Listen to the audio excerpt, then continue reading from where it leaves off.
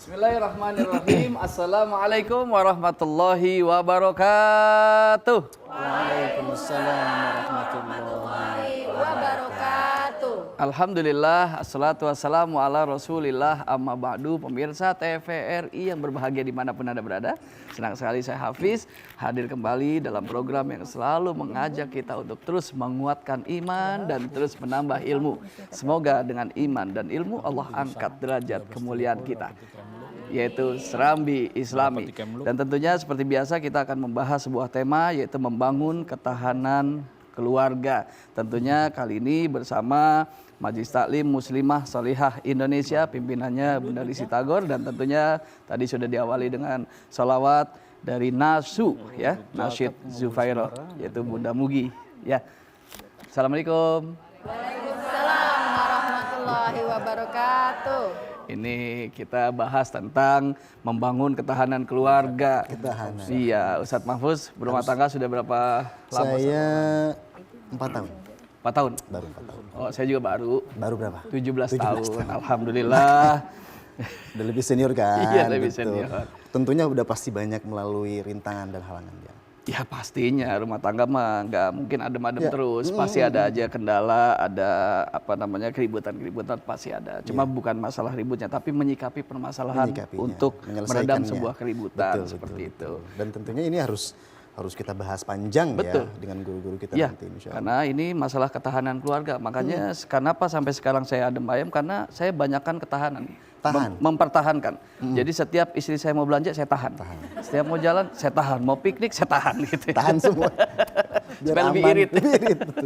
Baik, tentunya kita akan bahas bersama narasumber kita, yaitu Bapak Dr. Haji Mukhlis M. Hanafi MA, yaitu Direktur Pusat Studi Al-Quran PSQ Jakarta. Kepadanya dipersilakan. Assalamualaikum. Waalaikumsalam warahmatullahi wabarakatuh. Ya, Ustaz sehat ya. Ya, udah pada nungguin Ustadz nih mau bahas tema kita hari ini. Tapi sebelumnya Ustadz dipersilakan duduk dulu. Ya, baik. Baik Pak Ustadz, ini tema kita hari ini adalah membangun ketahanan keluarga. Nah, silakan Ustadz, apa yang ingin disampaikan dengan tema kita hari ini? Bismillahirrahmanirrahim. Alhamdulillah, wassalatu wassalamu ala rasulillah wa ala alihi wa ashabihi man walah wa ba'd. Pemirsa TVRI yang mudah-mudahan Allah Subhanahu wa Ta'ala selalu limpahkan rahmat dan maghfirahnya kepada kita semua, baik yang ada dimanapun maupun yang ada di studio. Pagi ini kita akan berbicara tentang tema yang sangat penting sekali, menyangkut ketahanan keluarga. Kalau kita berbicara tentang keluarga, keluarga ini adalah institusi terkecil dalam sebuah masyarakat. Keluarga itu adalah tiang atau sendi negara atau bangsa. Yang kalau sendi itu rusak, maka bangsa atau negara itu akan rusak. Oleh karenanya Islam memberikan perhatian yang sangat tinggi sekali terhadap masalah keluarga ini.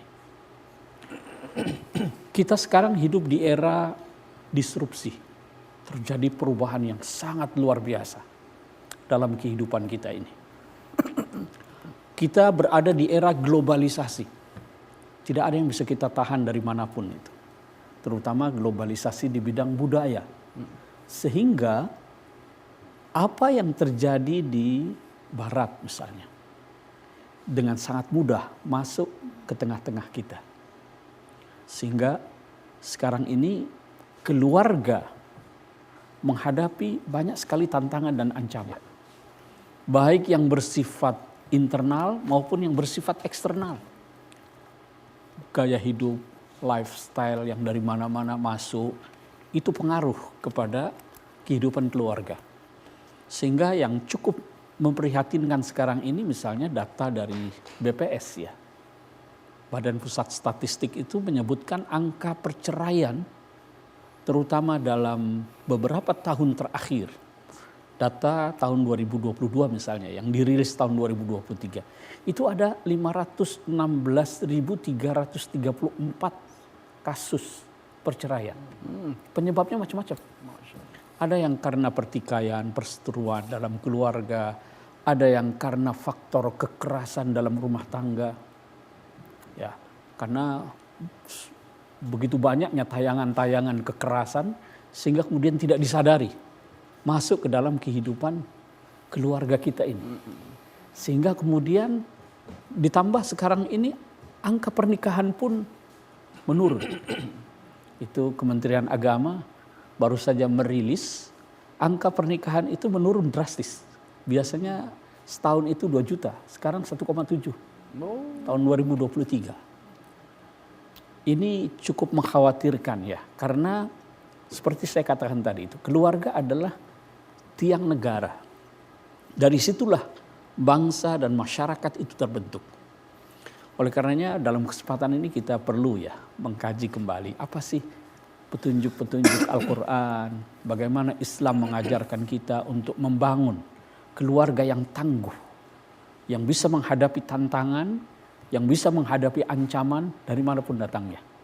Nah, ini ada ayat yang sangat relevan sekali yang saya kira sering dibacakan oleh qori-qori kita saat acara pernikahan ya, yang mengingatkan kita bahwa keluarga itu harus dibentuk atas dasar rasa cinta kasih, kasih sayang, mawaddah, rahmah, dan lain sebagainya.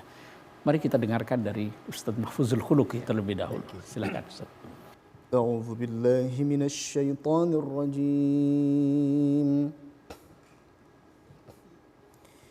Bismillahirrahmanirrahim.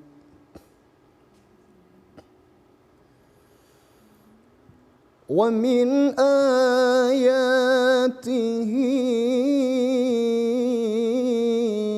أن خلق لكم من أنفسكم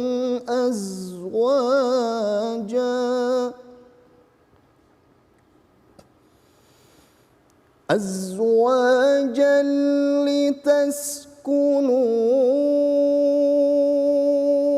إليها وجعل بينكم مودة ورحمة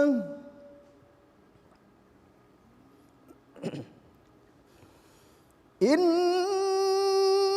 في ذلك لآيات لقوم يتفكرون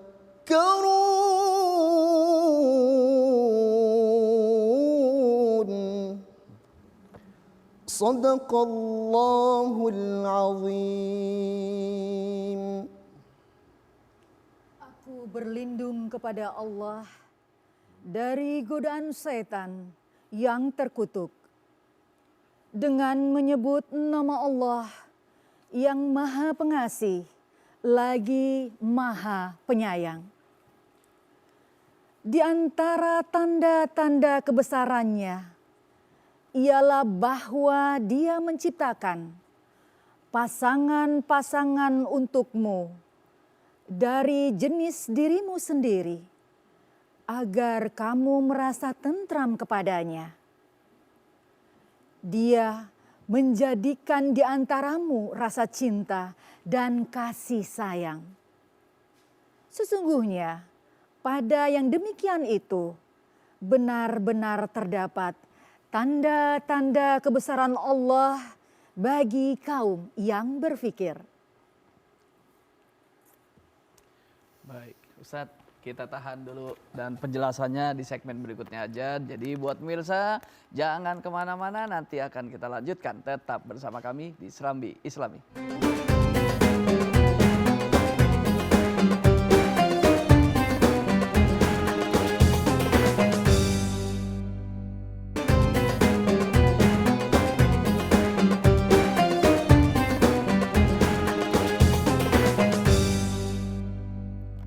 Alhamdulillahirrabbilalamin. Pemirsa, baik, kita lanjutkan kajian kita di Serambi Islami dengan tema membangun ketahanan keluarga. Tadi sudah dibacakan suratnya, yaitu surat Ar-Rum ayat 21 dan juga sudah dibacakan juga terjemahannya. Dan kita butuh tahu tentang penjelasan dari apa yang tadi sudah dibacakan. Seperti apa tuh Ustaz? Silakan. Ya, ayat yang baru saja dibacakan tadi itu berada dalam konteks rangkaian ayat-ayat yang berbicara tentang tanda-tanda kebesaran Allah Subhanahu wa taala.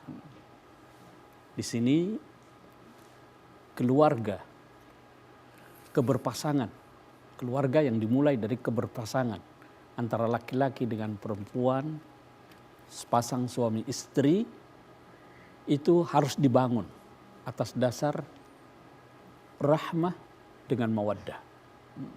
Kita sering menyebut samawa, sakinah, mawaddah, warahmah. Jadi tujuan perkawinan itu adalah untuk menciptakan ketenangan dalam hidup. Penyangganya adalah mawaddah dengan rahmah. Dan di sini kita diingatkan bahwa ini adalah tanda kebesaran Allah bagi siapapun yang mau berpikir. Di sini kita lihat ya, sebuah keluarga itu ada suami, ada istri, ada anak-anak. Kalau kita bicara tentang ketahanan keluarga, itu artinya kita harus menjadikan keluarga itu mampu mengelola segala sumber daya yang ada di situ, yang ada di keluarga, untuk bisa menghadapi berbagai macam tantangan, ancaman, sehingga tujuan orang berkeluarga menikah itu tercapai. Kita ingin tenang, kita ingin sejahtera, kita ingin bahagia, kan itu ya orang berkeluarga itu. Kuncinya, penyangganya itu adalah mawaddah dengan rahmah. Mawaddah itu bukan sekedar cinta, bukan sekedar mahabbah, tapi mawaddah itu adalah, kalau kita lihat dari akar katanya, itu satu akar katanya al-wud. Al-wud itu adalah kelapangan. Jadi cinta yang disertai dengan kelapangan hati untuk menerima kekurangan orang lain, itulah mahabbah, mawaddah. Sebab yang namanya cinta itu kan kadang-kadang bisa pudar ya. Ini yang diantara penyebab. Karena kalau dilihat angka perceraian tadi yang 516.000, itu didominasi oleh usia kalangan milenial 30 sampai 40 tahun yang mendominasi ini. Yang wawasannya mungkin sudah berbeda dengan generasi sebelumnya. Mungkin dibangun atas dasar semata-mata cinta karena tertarik fisik dan lain sebagainya, yang dengan berjalannya waktu kemudian pudar. Kemudian cinta itu hilang, akhirnya yang tersisa adalah ribut, cekcok, lalu pisah. Itu kalau tidak dilandasi oleh mawaddah tadi itu. Mawaddah itu adalah cinta plus yang disertai dengan kelapangan hati untuk menerima kekurangan orang lain. Karena kan tidak ada orang yang sempurna kan. Rahmah, nah ini yang membuat sepasang suami istri, kehidupan rumah tangga itu bisa bertahan. Walaupun sudah tua kakek nenek, tua renta, itu masih bertahan. Kenapa? Karena sifat rahmah itu adalah rasa kasih sayang yang muncul melihat pasangannya itu sudah tidak berdaya lagi. Kita kalau melihat ada orang yang tidak berdaya, timbul rasa ingin kasih sayang lalu ingin menolong. Melihat sang istri misalnya lama tidak punya keturunan, sementara dia sangat mendambakan. Tapi karena ada rasa rahmah, dia tidak mau tinggalkan cari pasangan baru untuk memberikan keturunan, karena melihat ada rasa rahmah itu yang membuatnya bertahan. Jadi ketahanan keluarga itu bisa dalam bentuk ketahanan yang bersifat fisik.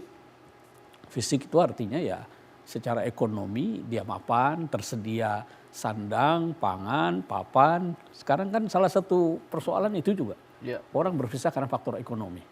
Jadi memang perlu dibangun ketahanan yang bersifat fisik. Ketahanan yang bersifat psikis juga. Bagaimana kita bergaul dengan pasangan? Atas dasar apa hubungan itu dibangun? Kalau dalam ayat tadi itu, keberpasangan itu dibangun, diungkapkan dengan kata azwaja, zauj. Zauj itu pasangan. Kalau kita lihat sepatu kita sepasang itu, yang namanya sepatu itu antara kiri dengan kanan sama atau tidak? Dia tidak harus sama. Beda dong. Dia beda. Karena kalau sama, yang kanan mau ke depan, yang kiri mau ke depan juga, mesti akan jatuh. Dia harus mau ada di belakang. Iya. Yang satu agak miring ke kanan, yang satu agak miring ke kiri. Jadi konsep keberpasangan itu yang harus dijaga. Jadi itu dibangun atas dasar persamaan. Persamaannya itu diungkapkan dengan kata az-zaujiyah, keberpasangan. Ya. Sehingga masing-masing harus bisa menerima kenyataan yang ada pada pasangannya. Terlepas dari apapun kondisinya, apapun kekurangannya. Nah itu kalau kita lihat dasar yang diajarkan oleh Al-Quran, bagaimana kita membangun ketahanan keluarga. Kita memupuknya dengan mawaddah warahmah, lalu melandasi dengan prinsip persamaan, bahwa kita ini berpasangan yang saling melengkapi satu dengan yang lainnya. Sehingga ada kebesaran hati untuk menerima kekurangan dari yang lainnya. Saya kira itu sekedar pengantar. Ya, siap Ustaz. Lalu ada nggak sih Ustaz contoh teladan gitu ya? Contoh teladan untuk kita dalam membangun mahligai rumah tangga yang bisa dijadikan contoh dalam kehidupan kita. Seperti siapa tuh Ustaz? Ya, di dalam Al-Quran itu banyak kita temukan ya profil pasangan yang ideal maupun yang tidak ideal. Jadi Al-Quran itu memberikan contoh, misalnya ada Fir'aun dengan Asia. Laki-lakinya kafir, kemudian perempuannya sangat soleha. Ada perempuan yang hanya sebatang kara, dalam arti hanya sendiri. Sayyidah Maryam yang dikatakan sebagai qanitan. Ada juga perempuan yang lakinya solehnya minta ampun karena Nabi. Tapi istrinya, jadi imro'ahnya Lut, imro'ahnya Nuh. Nah, di sini kita lihat ketika ada ketidaksesuaian, suaminya itu Muslim, bahkan Nabi, istrinya itu tidak. Di sini tidak diungkapkan dengan kata zauj, bukan pasangan, tapi imro'ah. Imro'at Nuh, imro'at Lut. Karena kalau berpasangan itu dia harus selaras ya. Baik, Masya Allah. Terima kasih Ustadz, tapi kita akan undang nih narasumber kedua kita. Dan beliau adalah Dr. Hajah Yuli Yasin MA sebagai Dekan Fakultas Dirasat Islamiyah UIN Jakarta. Ya. Waalaikumsalam. Assalamualaikum ibu-ibu. Ya, sehat Bu ya? Hajah. Sehat, Bu apa Hajah. kabar? Alhamdulillah. Ustadz Mukhlis, Ustadz Mahfud. Iya, silakan. Saya manggilin Bu Hajah aja nih ya, atau Bu Dokter. Baik Bu Dokter, aktivitasnya apa nih Bu Dokter?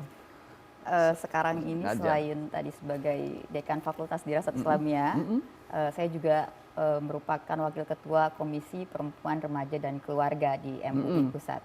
Nah, jadi pas mungkin ya tadi Ustadz Mukhlis sudah membahas tentang ketahanan keluarga. Nah, itu. Jadi salah satu program kami juga di Komisi Perempuan, Remaja dan Keluarga itu ya concernnya di ketahanan keluarga. Oh, apa-apa aja tuh yang dilakukan di KPRK ya. KPRK.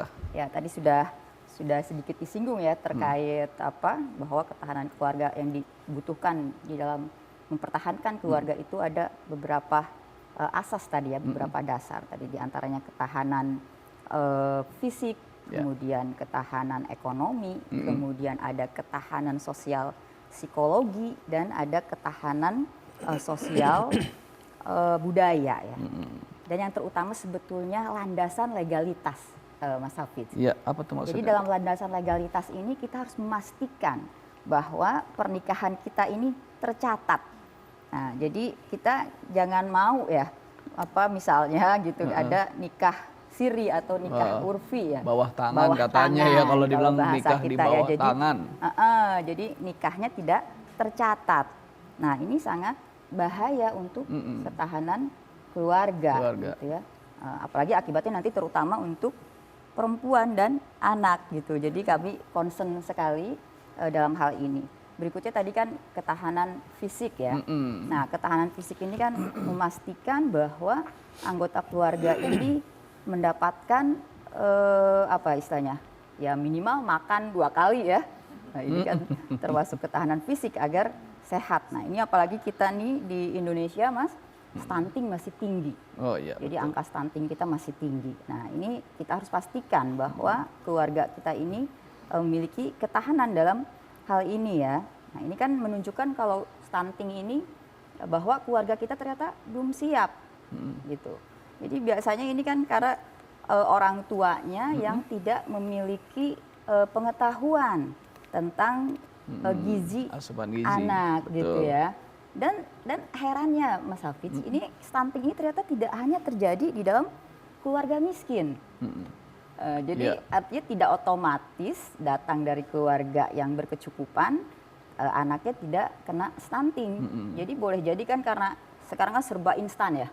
Jadi pengen mudah, ibu tidak memperhatikan kandungan gizi anaknya ya. Gitu. Kemudian ketahanan ekonomi. Nah, dalam hal memastikan sebuah keluarga memiliki ketahanan ekonomi, kami melakukan beberapa program yang menyasar pemberdayaan ekonomi perempuan. Jadi kita dorong perempuan-perempuan kita, ibu-ibu kita juga bisa menghasilkan gitu. Nah, ini sehingga keluarga itu memiliki ketahanan ekonomi. Sehingga jika misalnya kemarin ada terjadi corona ya, kemudian banyak bapak-bapak yang dirumahkan oleh tempat kerjanya. Nah, jika ibunya sudah siap gitu kan, si ibu ini bisa, si istri ini bisa membantu ya perekonomian keluarga. Baik. Kemudian terkait ketahanan budaya ya, sosial budaya. Sosial budaya. Nah, ini tentu terkait misalnya tadi sudah disinggung juga sama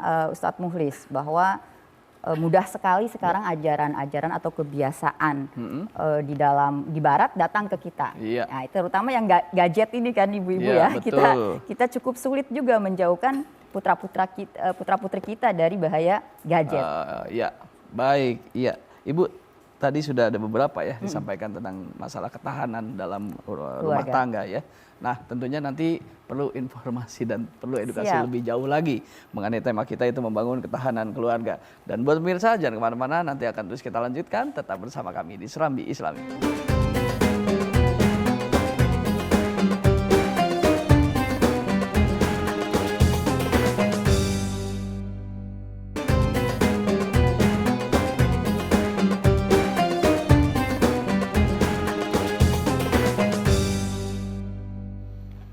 Baik, alhamdulillahirrahmanirrahim. Terima kasih buat pemirsa TVRI yang masih setia dan semangat. Dan terus kita lanjutkan Serambi kita dengan tema membangun ketahanan keluarga.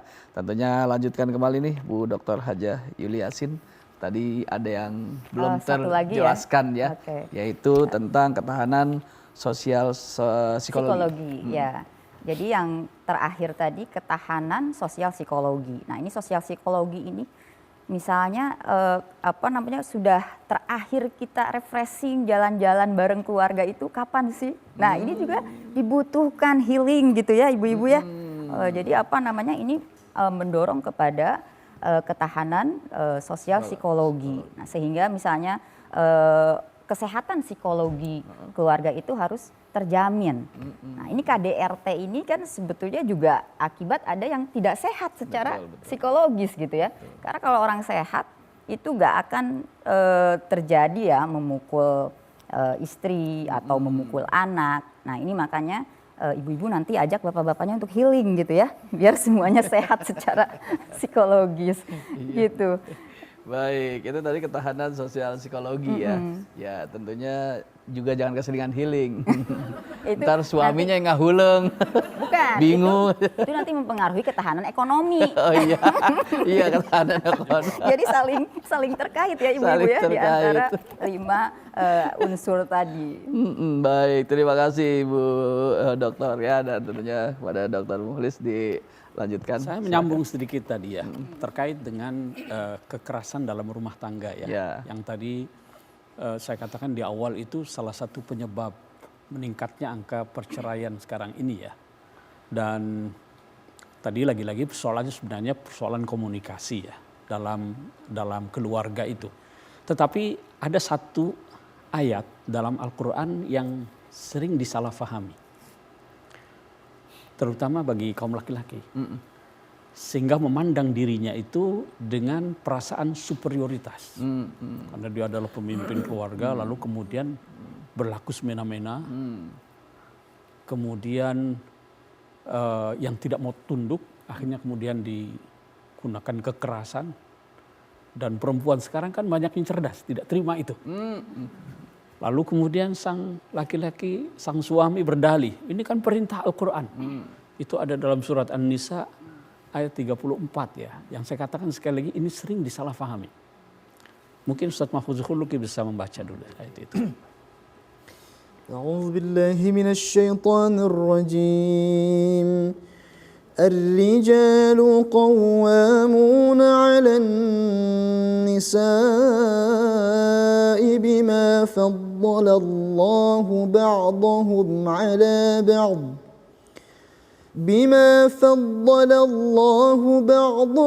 على بعض وبما أنفقوا من أموالهم فالصالحات قانتات حافظات للغيب بما حفظ الله واللاتي تخافون نشوزهن فعظوهن واهجروهن في المضاجع واضربوهن فإن أطعنكم فلا تبغوا عليهن سبيلا إن الله كان عليا كبيرا. Laki-laki atau suami adalah penanggung jawab atas para perempuan atau istri. Karena Allah telah melebihkan sebagian mereka, laki-laki, atas sebagian yang lain, para perempuan. Dan karena mereka, laki-laki, telah menafkahkan sebagian dari hartanya.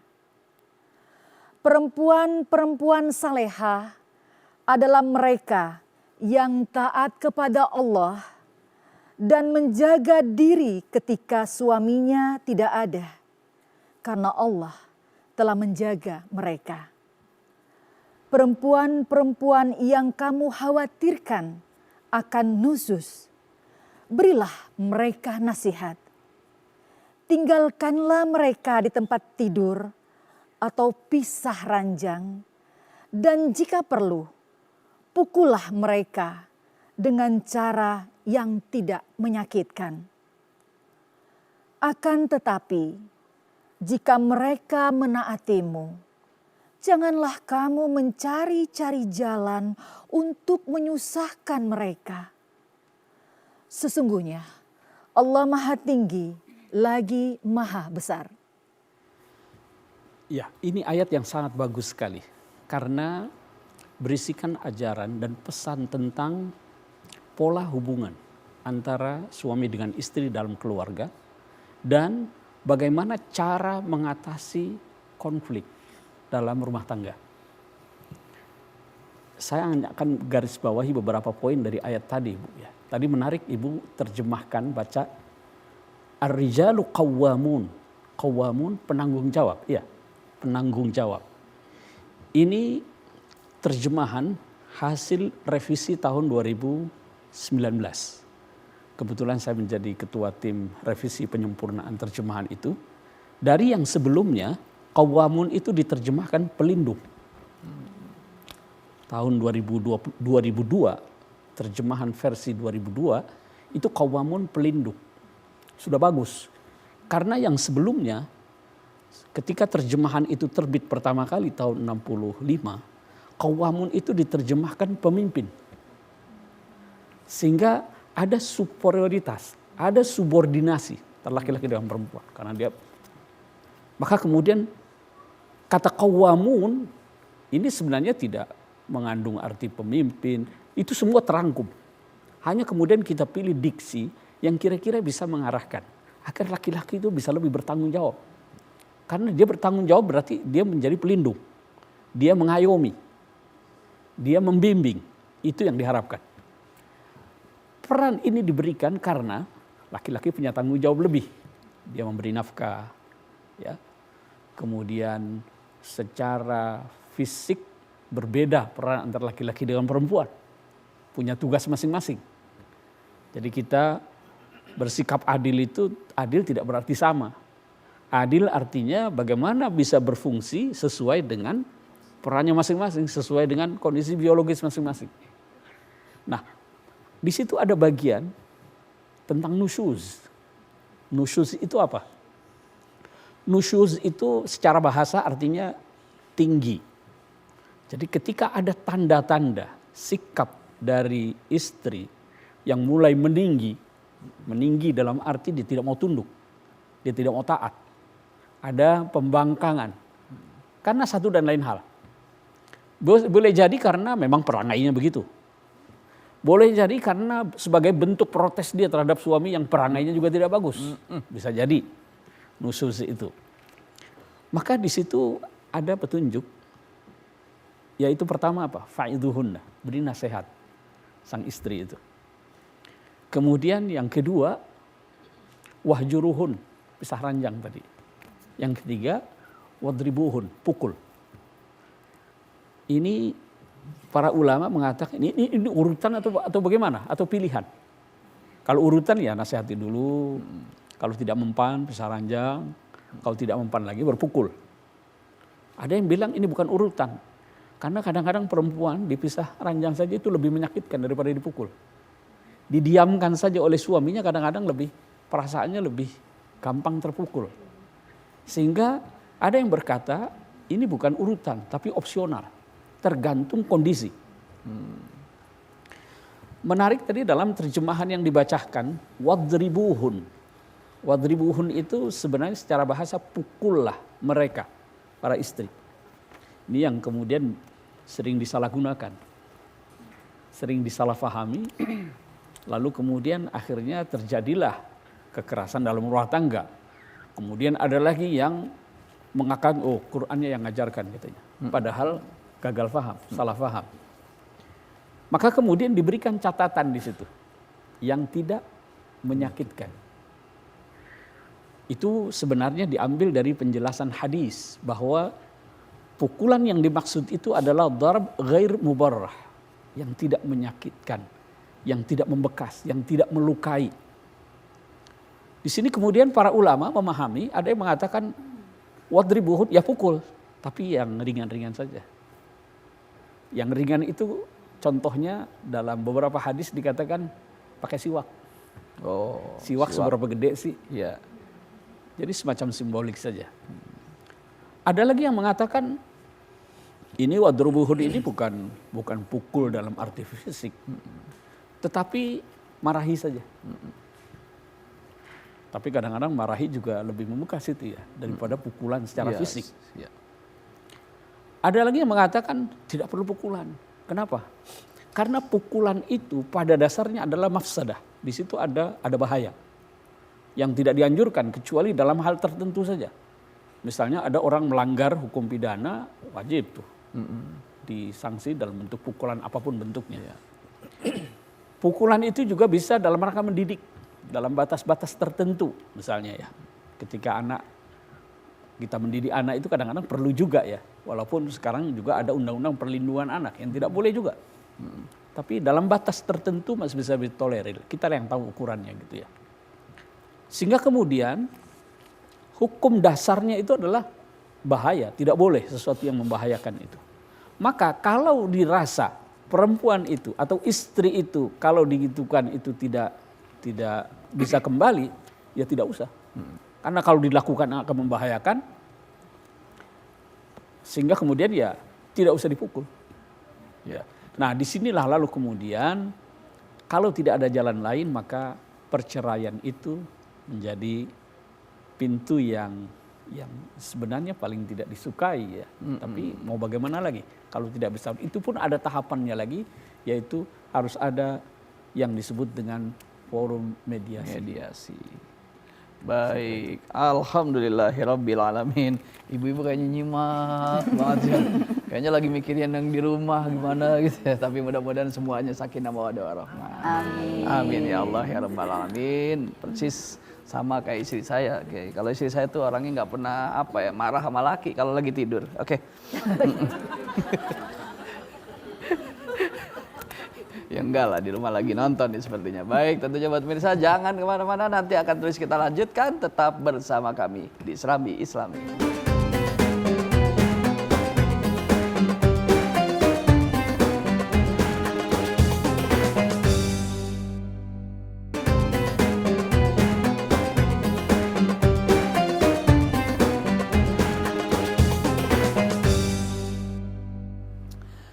Alhamdulillahirrabbilalamin. Baik pemirsa TVRI, kita lanjutkan kembali kajian kita di Serambi Islami dengan tema membangun ketahanan keluarga. Dan tentunya tadi sudah banyak sekali dijelaskan oleh Ustadz Mukhlis Hanafi dan tentunya buat Ustazah nih ya. Nah, kalau tadi disampaikan gitu ya, perceraian ternyata angkanya sangat tinggi gitu. Padahal kalau bicara tadi Ustazah sampaikan tadi mengenai ketahanan fisik, ketahanan ekonomi gitu ya, dan ketahanan-ketahanan yang lain yang sudah disampaikan. Tapi saya ambil yang masalah ketahanan ekonomi. Nggak sedikit juga orang yang bicara ekonominya sebetulnya sudah mapan gitu ya, sudah serba berkecukupan. Tapi masih saja gitu sering terjadinya konflik, bahkan bisa jadi bercerai juga seperti itu. Apa sebetulnya yang motivasi apa tuh yang sehingga bisa terjadi seperti itu? Iya. Nah, di sini kita harus pahami bahwa tadi ketahanan ekonomi atau kemampuan ekonomi itu bukan satu-satunya ya ibu-ibu ya. Jadi kita sering juga mendengar tapi sebetulnya kalau ekonomi sudah mapan, maka hidup akan menjadi lebih mudah, ya enggak? Tadi kan berarti healing sudah bisa, sakit mau berobat ada gitu ya. Tapi ternyata kenapa masih ada juga yang tidak tahan gitu dan diakhiri tadi dengan perceraian gitu. Nah, ini mungkin ya bisa kembali kepada tadi asas pernikahan tadi ya. Jadi di samping tadi asasnya itu legalitas, tapi cara pernikahan itu terjadi gitu kan. Maksudnya ketika dulu sama-sama jatuh cinta itu, apakah sudah betul kita memutuskan bahwa dialah pasangan kita yang terbaik gitu. Jadi di dalam Islam ini memang sangat komprehensif diatur gitu.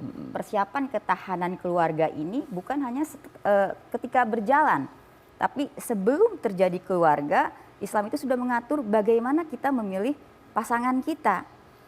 Nah, boleh jadi ketika misalnya ketahanan ekonominya oke, tapi karena ketika memilih itu ada yang hilang, kan kita sudah maklum ya ibu-ibu ya, hadis yang mengatakan bahwa perempuan itu dipilih dari 5 liha gitu ya, karena hartanya, kemudian lihasabiha karena keturunannya, lijamaliha karena kecantikannya, tapi ihtar lijatidin taribat yadak. Jadi tapi pilihlah yang memiliki agama.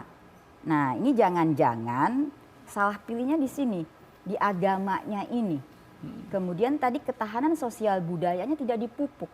Karena di dalam ketahanan sosial budaya inilah suami yang tadi dikatakan qawwamuna 'alan nisa sebagai orang yang bertanggung jawab tidak hanya kepada istrinya tapi kepada seluruh keluarga, itu tidak menjalankan fungsinya sebagai penanggung jawab, memastikan bahwa suasana religius ya, suasana ibadahnya apakah sudah benar gitu kan. Atau misalnya ibunya ini beneran nggak ngaji gitu kan, jangan-jangan izinnya ngaji tapi kemana gitu ya, itu harus dipastikan. Nah apalagi sekarang kan medsos ya tadi nyambung dengan budaya dari luar ya, dan kita memang sudah tidak bisa lagi menghindari hal seperti itu. Artinya bermedsos ria itu sudah bagian dari hidup kita gitu. Pastikan ibu-ibu nih pada punya IG kan ya, pada punya IG, apalagi WA, WAG udah banyak banget. Nah ini yang kemudian juga mempengaruhi ketahanan keluarga. Jadi sosial budaya ini juga sangat penting, tidak hanya tadi ketahanan ekonomi. Ekonomi boleh oke gitu ya, tapi ketika nilai religius tidak ditanamkan, tidak dikuatkan dalam keluarga, itu akan sangat mudah. Sebaliknya, Sebaliknya jika ekonominya pas-pasan gitu ya, maksudnya pas pengen jalan-jalan ada, Ya, itu pas enak sakit dong. mau ke dokter Itu ada gitu enak ya. dong. Kemudian Baik. ibadahnya juga diingatkan gitu ya, religiusnya juga ditingkatkan, maka insya Allah sebuah keluarga akan bertahan. Baik. Ya harus selalu senantiasa saling nasihat-nasihati Betul. juga ya, saling menghargai. Seperti itu, saling ngasih pendidikan. Kayak saya selalu ngasih pendidikan sama istri. Iya. Jadi kalau istri saya tuh nggak pernah minta perhiasan ke saya, nggak pernah minta dibeliin ini, dibeliin itu. Dia kalau mau minta sesuatu pasti mintanya sama Allah. Cuma di kuping saya gitu. Kita lihat video pertanyaan dari pemirsa yang sudah dikirimkan, tentunya nanti akan ditayangkan dan nanti akan dijawab pertanyaannya. Silahkan. Assalamualaikum warahmatullahi wabarakatuh. Nama saya Sutrisno, asal dari Lampung. Ustadz, saya mau bertanya apa saja langkah-langkah yang dapat diambil untuk membangun hubungan yang harmonis antar sesama manusia. Terima kasih. Assalamualaikum warahmatullahi wabarakatuh. Waalaikumsalam warahmatullahi wabarakatuh. Dari Mas Trisno di Lampung. Silakan Ustaz. Ya, salah satu kunci kita mempertahankan keutuhan keluarga itu adalah pola komunikasi dalam keluarga itu ya. Sering persoalan muncul karena miskomunikasi. Masing-masing memendam perasaannya, tidak diungkapkan. Ini bisa terjadi antara suami dengan istri atau orang tua dengan anak. Karena kalau kita bicara keluarga itu kan unsurnya itu ya. Ada suami, ada istri, kemudian ada anak-anak. Ini pola komunikasi ini harus dijaga. Dalam surah Yusuf kalau kita baca Bu ya. Itu bagaimana pola hubungan, pola komunikasi antar anak. Nabi Yakub itu punya anak 12. Lalu kemudian karena lain ibu ya, dua orang ini Yusuf dengan Bunyamin. Lalu bagaimana saudara-saudaranya berkonspirasi karena sang ayah ini dianggap terlalu sayang, pilih kasih sama Nabi Yusuf. Lalu kemudian terjadi konspirasi dari saudara-saudaranya yang sampai dibawa. Itu contoh betapa dalam kehidupan rumah tangga Nabi saja terjadi. Ya, tapi itu kan dihadirkan sebagai bentuk pelajaran buat kita ya. Sebagai bentuk pelajaran.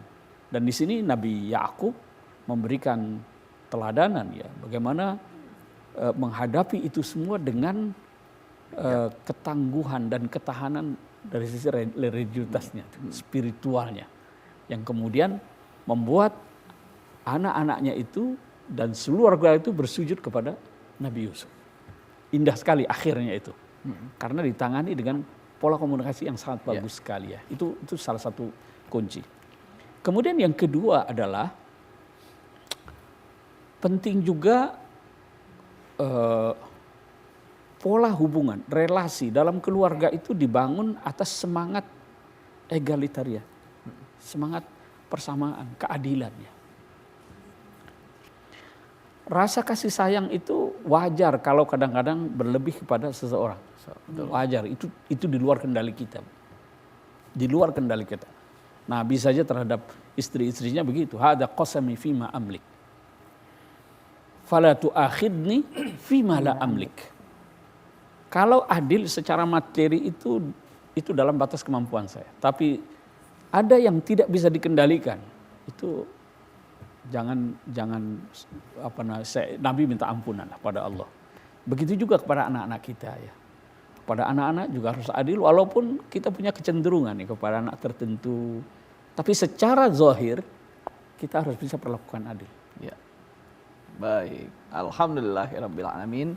Dan tadi itu jawaban dari penanya yang mengirimkan video ya. Terima kasih kepada pemirsa TVRI yang sudah ikut berpartisipasi di program kita Selami-Selami. Dan saatnya buat jamaah yang ada di studio. Yang mau bertanya silakan Ibu. Ya silakan. Assalamualaikum warahmatullahi wabarakatuh. Waalaikumsalam warahmatullahi wabarakatuh. Saya Asnida Ratna dari Majelis Taklim Muslimah Salihah Indonesia, wilayah Jakarta Selatan. keluarga itu merupakan pondasi yang kuat dalam kehidupan kita. Namun tidak ada keluarga yang terbebas dari tantangan, Ustadz. Di mana di era digital seperti sekarang ini banyak media sosial yang dapat mempengaruhi pola pikir dan tingkah laku anggota keluarga. Seperti contohnya perselingkuhan. Sehingga ada istilah pelakor atau pebinor. Gitu. Pertanyaannya nih Ustadz, bagaimana cara membangun ketahanan dalam keluarga pada menghadapi tantangan ini agar cita-cita sakinah mawadah warohmah di dalam keluarga tercapai? Sekian pertanyaan dari saya. Terima kasih. Wassalamualaikum warahmatullahi wabarakatuh. Waalaikumsalam warahmatullahi wabarakatuh. Pertanyaan menarik banget nih ya, Masya Allah. Dan tentunya jawabannya nanti setelah yang satu ini. Jadi tetaplah bersama kami di Serambi Islami.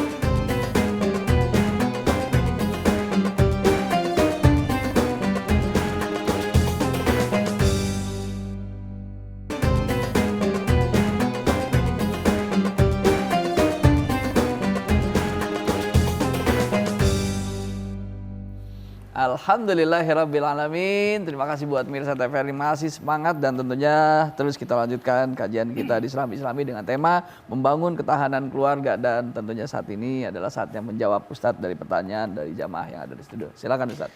Ya, itu salah satu tantangan keluarga modern ya. Jadi tadi yang saya sebut dengan era disrupsi, memang terjadi perubahan yang sangat luar biasa terutama dalam relasi hubungan antara kita ya. Sehingga kadang-kadang ya dengan pengaruh media sosial kita merasa dekat dengan yang jauh, tapi merasa Jauh atau jauh dekat dengan yang dekat. Ya. Sehingga kemudian tidak ada kehangatan di tengah-tengah kita. Yang hangat itu HP-nya. Karena kepanasan digunakan. dipegang terus, nyala terus. Jadi kehangatan dalam keluarga itu sudah tidak ada lagi. Dia lebih percaya dengan temannya di media sosial sehingga apapun masalahnya dalam keluarga disampaikan curhatannya itu di dinding ratapan wall. Wow. Kan wall ya, Facebook itu ada wallnya. Itu untuk umum. Nah ini yang bahaya kalau dia punya kawan lawan jenis dari media sosial, merasa tenang, nyaman menyampaikan isi curahan hatinya, nah disitulah malapetaka itu bermula. Dia merasa nyaman dengan yang jauh, yang dekat, akhirnya dilupakan. Padahal itu adalah pasangan perjuangannya. Ya, itu. Tunggu sebentar Ustadz, yang dekat kenapa Bu? Ngeselin gitu. Keluar juga akhirnya. Silakan lanjut Ustadz. Nah maka sekali lagi kuncinya adalah komunikasi, Bu. Ya. Komunikasi, bagaimana kita bisa saling terbuka. Ngeselin, iya kadang-kadang, Bu. Dari kedua belah pihak ya. Ngeselin itu wajar. Maka kemudian Al-Quran memberikan solusi. Ya. Wa'ashiruhunna bil ma'ruf. Jadi muasyarah itu harus dari dua belah pihak ya. Harus dengan yang ma'ruf. Fa in karihtumuhunna fa'asa an takrahu syai'an wa yaj'alallahu fihi khairan katsira. Kalau mendapati sesuatu yang menyakitkan, yang menjengkelkan, yang ngeselin, pasti itu dari salah satu pasangan, maka yang harus dikedepankan adalah positive thinking. Fa'asa an takrahu syai'an wa yaj'alallahu fihi khairan katsira. Semoga di balik sesuatu yang ngeselin, yang menjengkelkan itu tersimpan sejuta kebaikan. Amin ya Allah. Kuncinya Ya, adalah baik. bagaimana kita bisa berterus terang. Ya. Membuat situasi nyaman. Orang bisa berterus terang itu aja tantangan tersendiri. Kadang-kadang kita mau tidak bisa terus terang itu karena tidak nyaman. Melihat wajahnya saja sudah ngeselin gitu ya misalnya. Kadang-kadang faktornya bisa bermacam-macam. Itu dulu zaman Rasulullah itu ada seorang perempuan mengadu kepada Rasulullah itu. Ya Rasulullah, ini suami saya gak sedep aja saya ngelihatnya. Kenapa? Suami itu orang baik, orang soleh, ahli ibadah, Masya Allah. Kata istrinya, ya benar, saya nggak bohong. Dia memang ahli ibadah, baik, akhlak. Tapi nggak tahu, saya melihatnya saja sudah enak gitu, nggak suka. Nabi melihat, daripada dibiarkan orang enak terus, jengkel terus, alasannya kan nggak masuk akal ya. Yeah. Kalau dilihat soleh, ya soleh sekali suaminya. Akhirnya Nabi pisahkan. Inilah kasus yang disebut khulu. Khulu pertama. Khulu yang pertama, gugat cerai ya. Iya. Cerai gugat. Nah sekarang yang banyak itu cerai gugat, Bu. Jadi dari tadi 516.000 kasus perceraian, yang banyak justru itu cerai gugat. Istrinya yang menggugat, bukan suaminya. Nah ini. Ya, baik. Aduh, buat istriku di rumah, semoga kita selalu sakinah mawaddah rahmah. Amin. Amin. Soalnya di sini banyak sekali godaannya. Baik, kita akan ke Vox Pop lagi ya. Video yang sudah dikirimkan oleh pemirsa. Silakan. Assalamualaikum warahmatullahi wabarakatuh. Nama saya Ibu Lin dari Bandung. Ustadz, saya mau bertanya, bagaimana caranya berkomunikasi yang baik dalam keluarga? Terima kasih Ustadz. Assalamualaikum warahmatullahi wabarakatuh. Assalamualaikum. Ini bisa Ustadz, bisa Ustazah. Ya, ini bisa saya serahkan jawabannya Ibu Dr. Hajah Yuli, silakan. Iya, jadi sebetulnya tadi ya komunikasi ternyata menjadi problem ya untuk kita tadi. Jadi HP ini benar-benar menjauhkan yang dekat dan mendekatkan yang jauh gitu. Nah mungkin tadi kita berangkat dari ayat walahunna mislu laji alaihinna bil ma'ruf. Jadi untuk mereka perempuan hak yang sama seperti halnya untuk laki-laki gitu ya. Nah ini makanya kenapa sekarang jamaahnya ibu-ibu. Nah ini teman-temannya Mas Hafid juga sebenarnya perlu juga gitu ya ikut pengajian semacam ini gitu. Karena yang perlu introspeksi, perlu memperbaiki diri itu dua orang sepasang tadi gitu ya. Kalau misalnya tadi kita sudah berupaya gitu kan, sudah memperbaiki diri, membuka komunikasi, tapi pasangannya sudah terlanjur dekat dengan yang jauh tadi, nah itu juga akan mengalami kesulitan gitu. Jadi bagaimana cara berkomunikasi yang baik tadi sebetulnya sudah dijelaskan ya sama Ustadz Mukhlis ya. Jadi yang saya ingin garis bawahi di sini bahwasanya introspeksi atau perbaikan itu harus dilakukan dari dua pihak gitu. Jadi nggak bisa misalnya perempuannya saja yang memperbaiki diri, tapi suaminya juga harus memperbaiki diri gitu.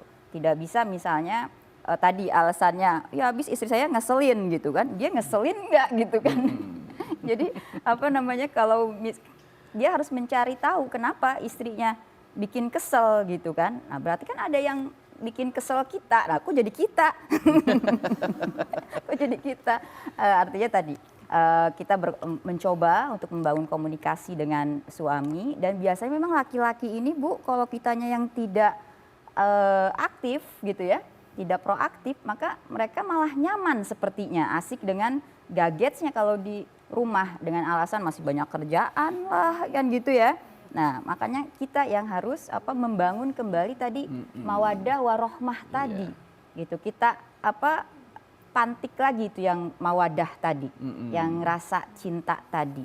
Nah kalau misalnya tadi kita sudah punya kekuatan sosial psikologi, kemudian ada juga ketahanan ekonominya, maka kita bisa ajak suami kita, pasangan kita bernostalgia gitu ya. Ketika dia propose untuk pertama kali gitu, bagaimana dia meyakinkan kita bahwa kita adalah orang paling cantik gitu kan. Nah, jadi tadi nyambung dengan, jadi memang yang sulit itu menurut saya ya Ustadz Mukhlis ya, bukan mawadahnya, tapi rohmahnya itu. Karena rohmah itu yang kemudian mempertahankan kecintaan kita kepada pasangan. Misalnya dulu waktu kita nikah, suami kita six pack gitu kan. Setelah jadi bapak-bapak langsung. Nah, artinya mau ada kecintaan yang maksudnya yang tadinya dulu kita naksir, cinta mati gitu kan. Tapi bersama waktu ternyata hilang itu six packnya, jadi berapa pack gitu. Jadi one pack. Jadi one pack gitu ya. Nah, inilah kalau kita ada rahmah ya, ada rasa rahmah, maka tidak artinya kita yang di mata kita itu adanya dia tetap sipek, walaupun tetangga kita ngelihatnya dia, atau tadi calon-calon pelakor tadi melihatnya nggak ini gitu ya, nggak seneng gitu. Bener. Jadi seperti itu ya, apa namanya, memang komunikasi ini harus diupayakan oleh kedua belah pihak, dan karena biasanya perempuan ini lebih aktif, lebih banyak bicara, maka kitalah yang apa namanya berupaya gitu ya untuk mengembalikan pasangan kita apa namanya kembali hangat, komunikasi kembali baik gitu. Begitu pula dengan anak. Ini biasanya bapak-bapak nih susah kan, yang apa namanya, apalagi sama anak, sama istrinya aja yang tadi belahan jiwanya gitu kan. Kita ini kan diciptakan dari dari pasangan kita gitu ya. Walaupun sebetulnya kalau dikupas oleh Pak Ustadz Mukhlis nanti ajuajan di sini banyak lagi lah ininya penafsirannya. Nah itu sulit gitu untuk membangun kembali komunikasi ketika pernikahan sudah lama. Nah ini laki-laki ini memang pada dasarnya sulit untuk berkomunikasi. Nah kepada anak juga begitu. Jadi ada berita yang mengatakan bahwa Indonesia ini termasuk fatherless tertinggi. Nah, jadi apa fatherless ini? Fatherless ini ada bapaknya tapi tidak ada daurnya, tidak ada perannya dalam keluarga. Sehingga anak-anak kita ini kehilangan sosok bapak. Nah ini juga mengganggu nanti ke psikologi seorang anak gitu ya, ketidakhadiran bapak ini. Jadi memang komunikasi ini harus dibangun, diupayakan oleh kedua belah pihak. Terima kasih Ustazah. Alhamdulillah. Ya, saya langsung pegang perut Ustazah ngomong. Aduh ya Allah, dari zaman dulu nggak ada yang six-pack begini juga modelnya udah alhamdulillah dah ya. Baik, tentunya kita kasih kesempatan buat sekarang pemirsa yang ada di studio yang mau bertanya, silahkan. Ya, yang mau tanya? Ya, silakan. Assalamualaikum warahmatullahi wabarakatuh. Waalaikumsalam warahmatullahi wabarakatuh.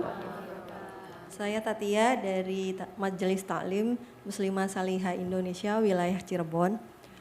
Salah satu faktor yang mempengaruhi ketahanan keluarga adalah faktor ekonomi. Bagaimana jika suami tidak bertanggung jawab atas nafkah materi untuk keluarganya, sedang selama ini beliau yang bekerja, sang istri. Sekian pertanyaannya, terima kasih. Assalamualaikum warahmatullahi wabarakatuh. Waalaikumsalam warahmatullahi wabarakatuh. Pak Ustadz, silakan. Ya, tadi disebutkan bahwa salah satu unsur ketahanan keluarga itu adalah ketahanan ekonomi ya. Yang menjadi tulang punggung. Karena laki-laki itu disebut qawwamun bima anfaqu min amwalihim gitu ya.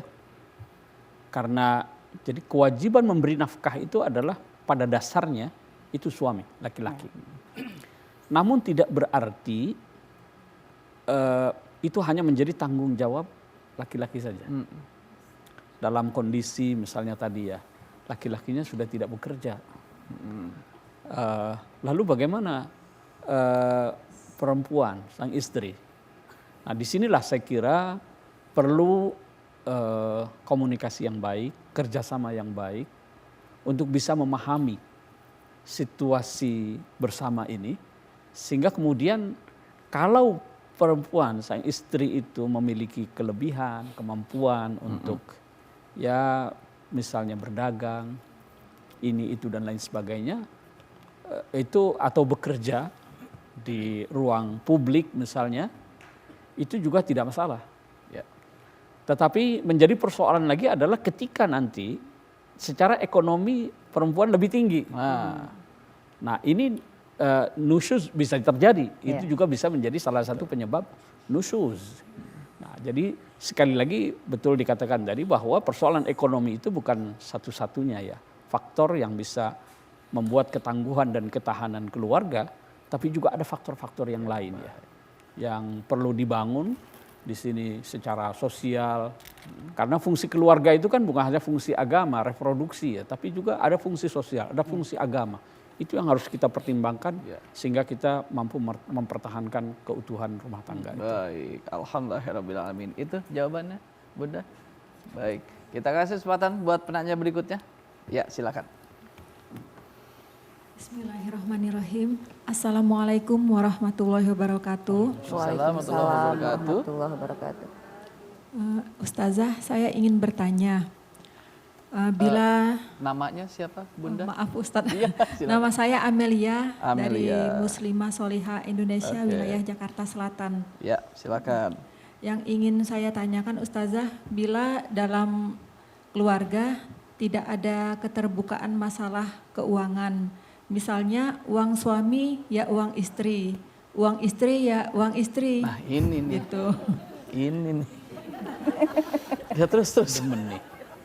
Bagaimana cara menyikapi tentang ketidakterbukaan dalam rumah tangga dalam hal ini? Apakah boleh dalam Islam terjadi hal seperti ini? Terima kasih Ustazah. Assalamualaikum warahmatullahi wabarakatuh. Waalaikumsalam warahmatullahi wabarakatuh. Ini apa perlu saya yang jawab?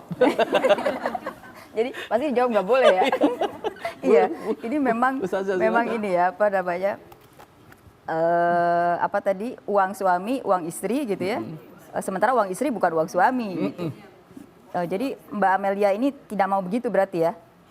Atau Alhamdulillah. tidak. Baik. Jadi memang tadi berdasarkan ayat tadi ya bahwa kenapa laki-laki dikatakan qawwamuna 'alan nisa. Tadi sudah dijelaskan sama Ustadz Mukhlis bahwa karena bima anfaqu min amwalihim, karena mereka yang memberi nafkah, otomatis uang suami adalah uang istri gitu kan ya, karena memang kewajiban memberi nafkah ada pada suami kepada istri.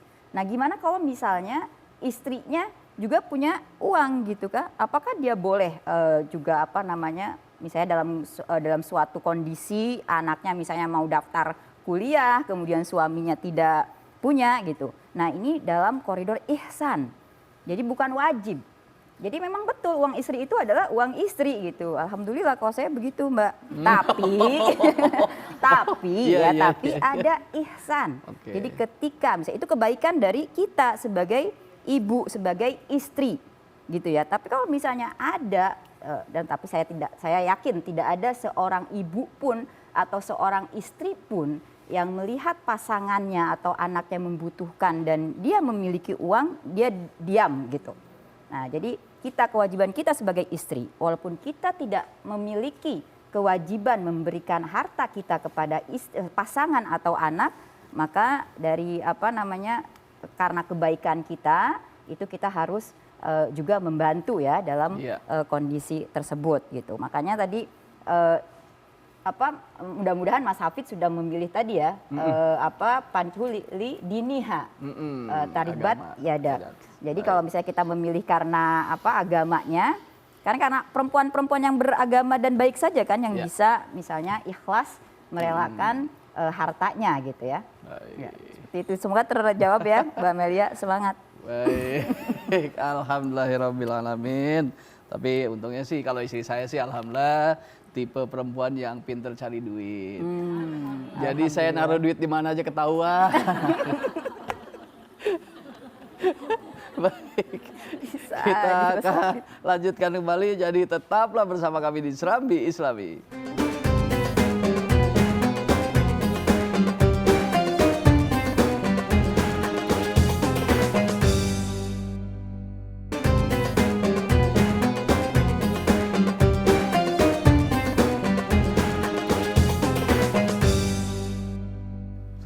Alhamdulillahirrabbilalamin. Terima kasih buat pemirsa TVRI yang masih setia dan semangat. Subhanallah tanpa terasa sudah di penghujung episode. Dan tentunya banyak sekali ilmu yang sudah disampaikan oleh kedua narasumber kita. Dan kali ini tentunya di segmen terakhir kita akan bertanya dan juga ingin meminta kesimpulan.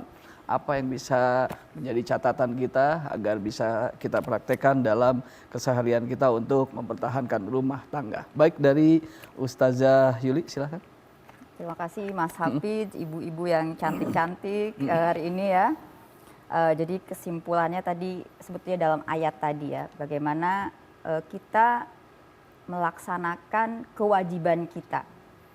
Sehingga kalau pasangan ini berlomba-lomba untuk melakukan kewajibannya, otomatis hak pasangannya terpenuhi gitu. Jangan sebaliknya. Kalau sekarang kan kita nuntut hak aja lupa kewajiban. Padahal kalau kita berlomba-lomba melakukan kewajiban kita, maka otomatis hak pasangan kita terpenuhi. Jadi kita harus ingat bahwa wahunna libasul lakum wa antum libasul lahunna.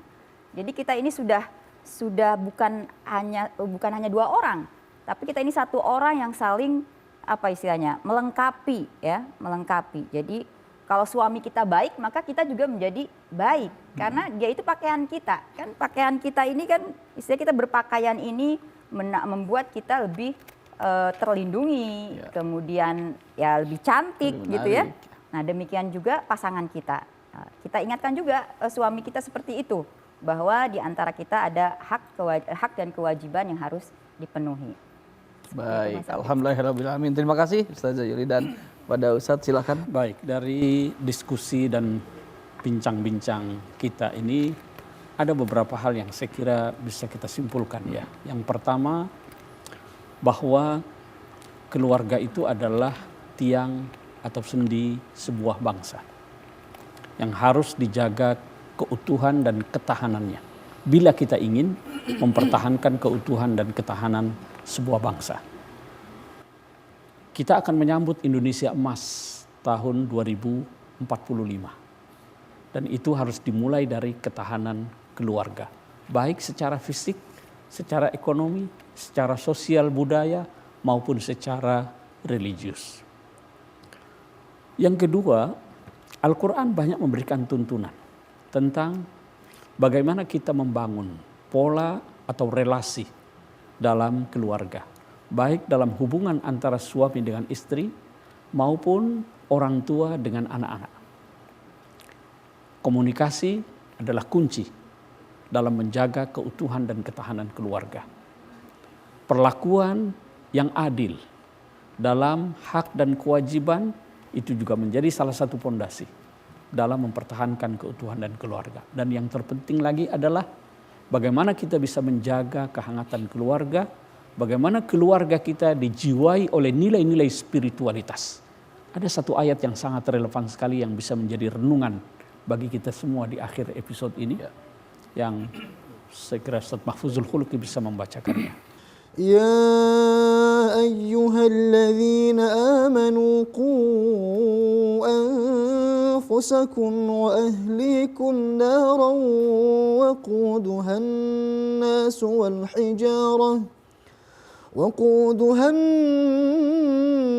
والحجارة عليها ملائكة غلاظ شداد لا يعصون الله ما أمرهم ويفعلون ما يؤمرون. Hai orang-orang yang beriman, peliharalah dirimu dan keluargamu dari api neraka yang bahan bakarnya adalah manusia dan batu.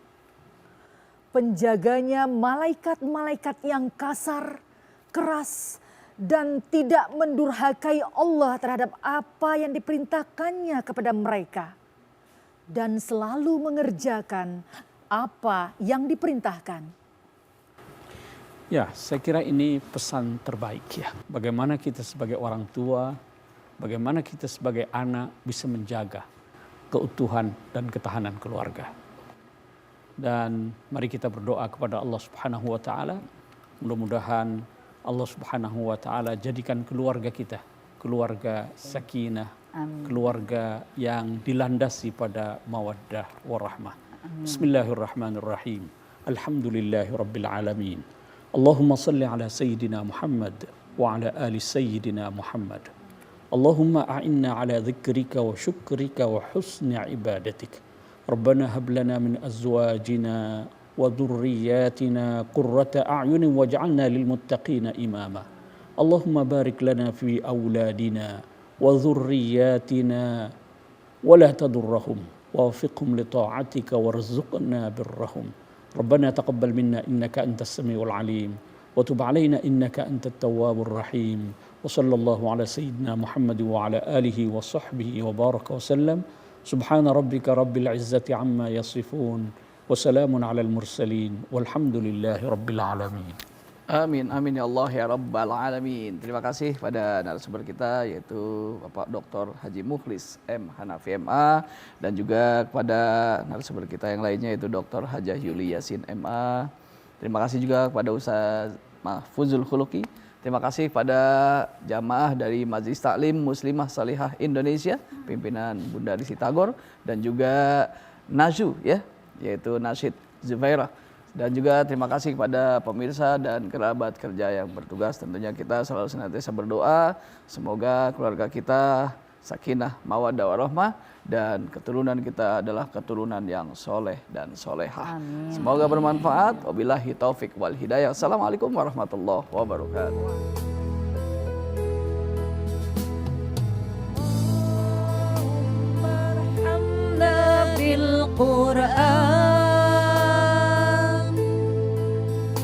واجعله لنا إماما